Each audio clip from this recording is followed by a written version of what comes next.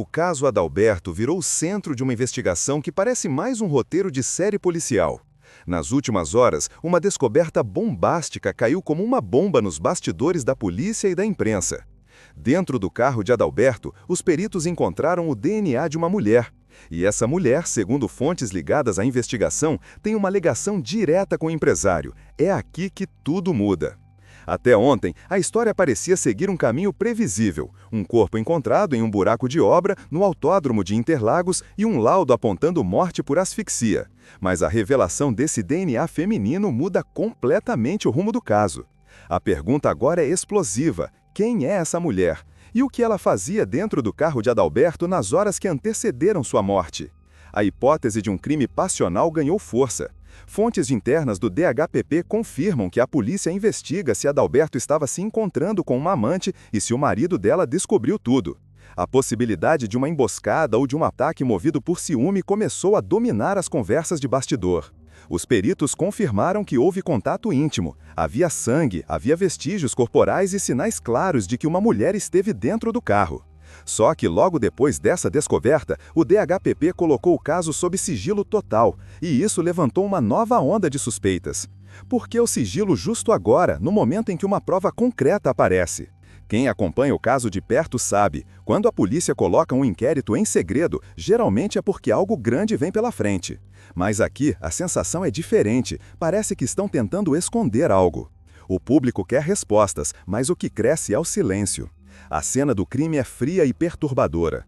O corpo de Adalberto Amarílio Júnior foi encontrado em um buraco de obra dentro do autódromo de Interlagos no dia 30 de maio, pouco depois de um encontro de motociclistas. A causa da morte, asfixia. Só que os detalhes chocam até os mais experientes investigadores.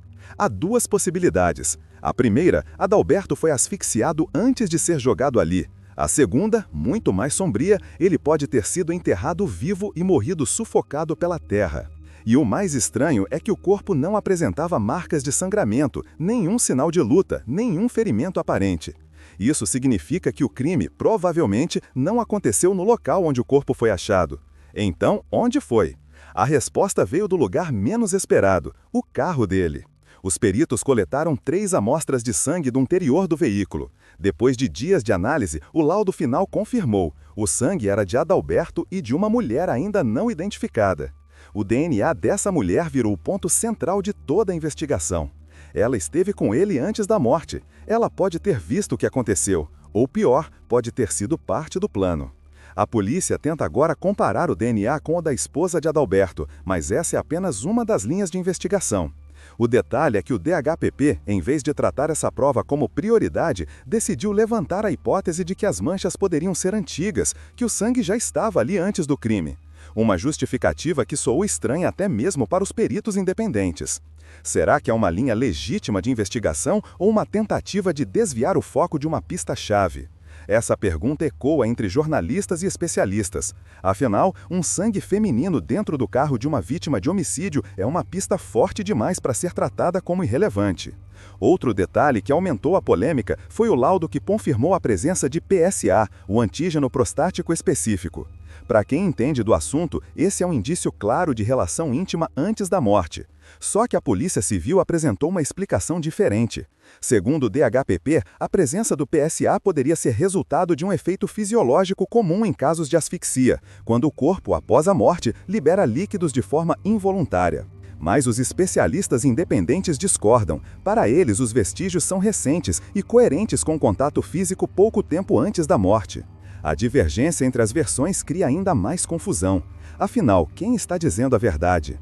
O último a ver Adalberto com vida foi o amigo Rafael Aliste. Ele prestou depoimento e, até agora, é tratado apenas como testemunha.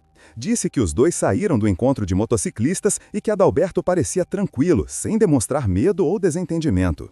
Horas depois, o corpo dele foi encontrado.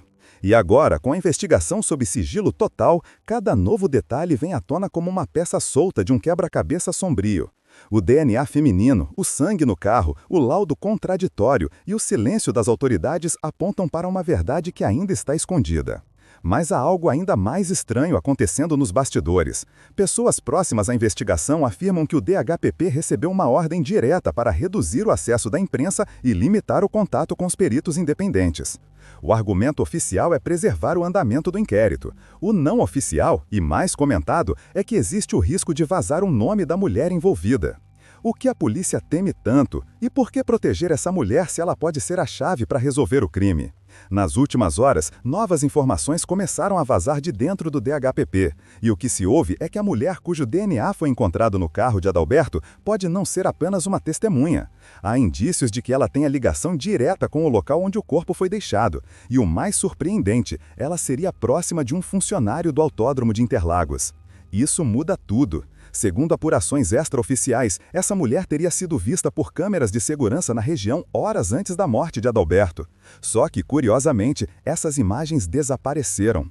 O sistema que grava o entorno do autódromo teria apresentado uma falha técnica exatamente no período em que o carro de Adalberto passou pelos portões.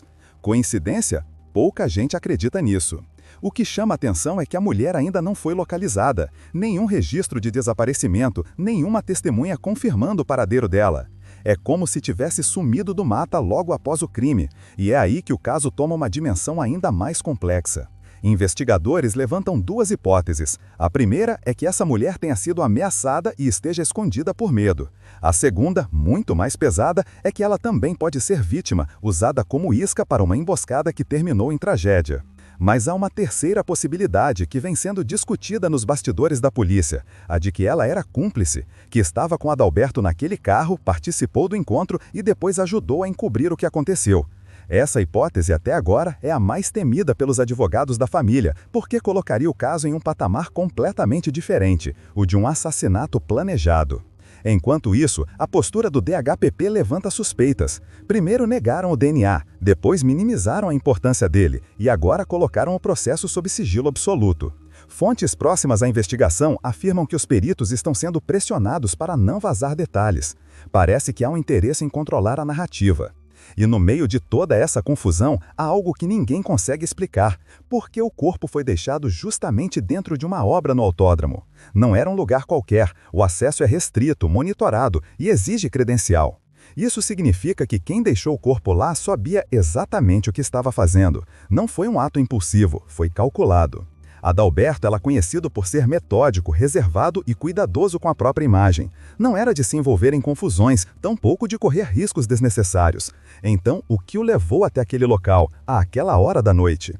O que ele foi fazer em Interlagos depois do encontro de motociclistas? Uma teoria ganha força. Ele pode ter sido atraído até lá por alguém que conhecia, uma ligação, uma mensagem, um pedido de encontro, alguém em quem confiava. E essa pessoa pode ter sido justamente a mulher do DNA misteriosa. A partir do momento em que a perícia confirmou a presença de sangue feminino, tudo ficou mais nebuloso. Se o sangue não estava ali antes e Adalberto não sangrou no local onde foi achado, significa que o crime aconteceu dentro do carro ou muito perto dele. Isso desmonta completamente a versão de que ele teria sido morto em outro lugar e apenas jogado na obra. E aí surge a pergunta que todo mundo está fazendo. Por que a mulher não apareceu? Se era inocente, por que se esconder? Se foi ameaçada, por que ninguém procurou ajuda? E se ela não pode mais falar porque também foi vítima, onde está o corpo dela? Os investigadores evitam responder, mas entre as linhas dos relatos há algo que chama atenção. Um detalhe que poucos notaram. O sangue feminino foi encontrado não apenas no banco do passageiro, mas também na lateral da porta. Isso indica que houve movimento, luta ou tentativa de fuga. Não parece uma cena de encontro consensual. E quando olhamos para o laudo sobre o PSA, o antígeno prostático, a coisa fica ainda mais confusa. O DHPP tenta sustentar que foi apenas uma reação fisiológica pós-asfixia, mas os peritos independentes insistem, é sinal de atividade sexual recente. Alguns repórteres especializados em casos criminais apontam que o sigilo repentino pode estar escondendo um conflito interno entre investigadores. De um lado, os que acreditam que foi um crime passional, do outro, os que acham que Adalberto foi vítima de uma emboscada armada para silenciá-lo por algo maior. E se essa mulher não era amante, mas alguém que sabia demais? E se Adalberto descobriu algo que não devia dentro do autódromo e o encontro foi uma isca para tirá-lo do caminho? Essa teoria é considerada extrema, mas vem ganhando espaço entre os que conhecem os bastidores da investigação. Nos últimos dias, o silêncio das autoridades tem sido ensurdecedor. Nenhum novo boletim, nenhuma coletiva, nenhum avanço divulgado. Só que o público continua cobrando respostas e a internet virou palco de debates acalorados. Uns acreditam na versão de crime passional, outros falam em conspiração, mas todos concordam em um ponto: o caso Adalberto está longe de ser apenas mais um homicídio. A ausência da mulher misteriosa é a peça mais sombria desse quebra-cabeça. Se ela ainda está viva, sabe o que aconteceu. Se não está, pode ser a chave que explica o porquê desse crime ter sido encoberto com tanto zelo. Enquanto isso, as redes sociais se enchem de teorias. Uns dizem que o marido traído pode estar envolvido, outros acham que seguranças do local tentaram impedir algo e o pior aconteceu. E há ainda quem acredita que tudo começou como um encontro secreto e terminou em tragédia por um motivo que ainda está sendo escondido. A verdade é que até agora, o caso Adalberto é uma mistura de contradições, laudos duvidosos e segredos que ninguém quer revelar. Mas uma coisa é certa: toda vez que tentam abafar, novas pistas aparecem. E é por isso que seguimos acompanhando cada detalhe dessa história, porque enquanto a verdade